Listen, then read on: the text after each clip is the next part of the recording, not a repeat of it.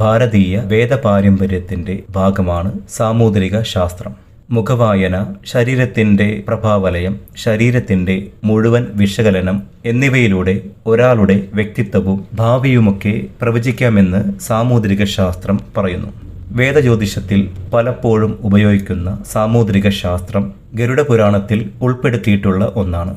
ഒരു വ്യക്തിയുടെ ഭൗതിക സവിശേഷതകളെ അടിസ്ഥാനമാക്കി അയാളുടെ പ്രണയം, ജീവിതം എന്നിവ പ്രവചിക്കാൻ കഴിയുമെന്ന് സാമൂദ്രിക ശാസ്ത്രം പറയുന്നു. മുഖം, കൈകൾ, ശരീരം എന്നിവയുടെ പ്രത്യേകതകൾ പരിശോധിച്ച് ഒരു പുരുഷന്റെയോ സ്ത്രീയുടെയോ ഭൂതകാലവും വർത്തമാനവും ഭാവിയുമൊക്കെ വിശദീകരിക്കാൻ സാധിക്കും. ഒരാളുടെ മുഖം നോക്കി, അതായത് വായ, പല്ല്, കവിൾ, മൂക്ക്, ചെവി എന്നിവ നോക്കി അയാളുടെ സ്വഭാവ സവിശേഷതകൾ പ്രവചിക്കുന്ന ഭാഗമാണ് മുഖസാമൂദ്രിക ശാസ്ത്രം. ഭാവി കാര്യങ്ങൾക്ക് വ്യക്തമായ സൂചന നൽകാൻ ഇതിലൂടെ സാധിക്കുന്നു. ഒരാളുടെ മുഖത്തുള്ള ചില ലക്ഷണങ്ങൾ സംബന്ധിച്ച് മുഖസാമൂദ്രിക ശാസ്ത്രം പറയുന്ന ചില കാര്യങ്ങൾ നോക്കാം. പ്രണയം സംബന്ധമായ കാര്യങ്ങൾ ഒരാളുടെ മുഖത്ത് നിന്ന് മനസ്സിലാക്കാൻ സാധിക്കും. രണ്ട് കണ്ണുകൾക്കും താഴെയുള്ള ഭാഗം തെളിമയുള്ളതും വലുതും വൃത്താകൃതിയിലുമാണ് കാണപ്പെടുന്നതെങ്കിൽ ആ ആളുകൾക്ക് വളരെ ആത്മാർത്ഥമായി പ്രണയിക്കാനാകുമെന്നാണ് പറയുന്നത്. അവർ പരിപൂർണമായും പ്രണയികളാണെന്ന് അത് സൂചിപ്പിക്കുന്നു. കണ്ണുകൾക്ക് താഴെയുള്ള ഈ ഭാഗം താഴ്ന്നതോ മിനുസമാർന്നതോ ആണെങ്കിൽ അവർക്ക് പ്രണയത്തിൽ പരാജയമുണ്ടാകും എന്നും സൂചിപ്പിക്കുന്നു.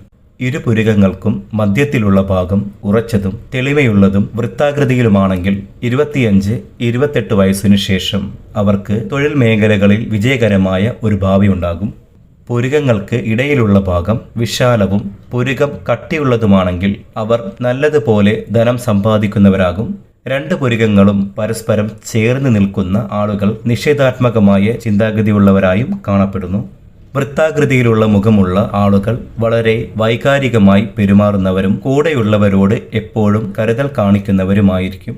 ഇവരുമായുള്ള പ്രണയം, വിവാഹം അല്ലെങ്കിൽ പങ്കാളിത്ത സംരംഭങ്ങൾ നടത്തുന്നത് അത് ദീർഘകാലം നിലനിൽക്കുന്നതും സുസ്ഥിരമായിട്ടുമുള്ളതും ആയിരിക്കും. കൂർത്ത നെറ്റിയുള്ള വ്യക്തികൾ പുരോഗമനപരമായ ചിന്താഗതിയുള്ളവരായിരിക്കും. ഇത്തരം നെറ്റിയുള്ള കുട്ടികൾ എല്ലാ കാര്യങ്ങളിലും ഒരു മന്ദത കാണിക്കുന്നവരാണ്.